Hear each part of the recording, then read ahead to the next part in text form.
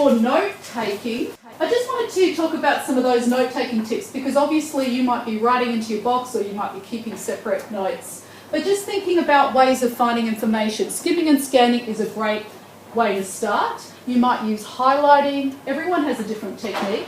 But what you are doing as you go through those articles is turning headings into questions. That helps you. So what is interpersonal communication? I'm looking for a definition rather than interpersonal communication because the whole article could be about it. The question, what is interpersonal communication, is going to help you more quickly find a definition and not just information around it. So that's a really good technique for note-taking. What is the author making a point? What is the author trying to do? In this case, it could just be it's part of a chapter to a book and they're just explaining.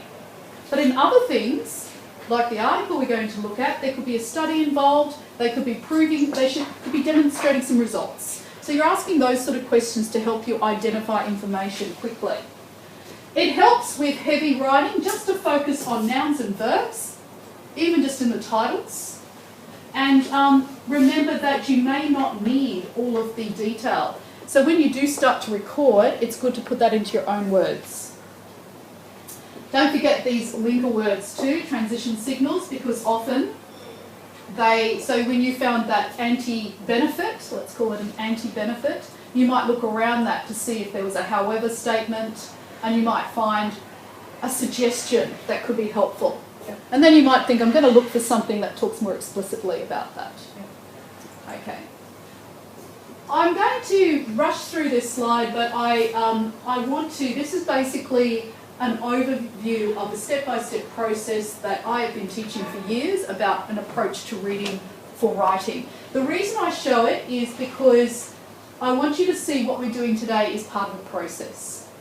And basically, I'd like you to sort of come back to thinking about this, and we'll start with this next week too, about the fact that you are repeating this skim and scan question technique for every source you look at. And often you will do that before you take detailed notes. In a way, you're using that to select your sources.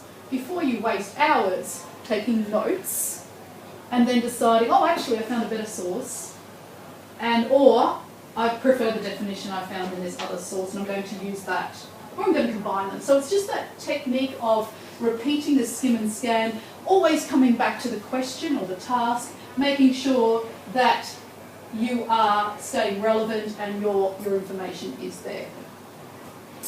And it's just some tips as well about don't forget to put page numbers so you can come back and check those, even though you may not need them for your in-text citation.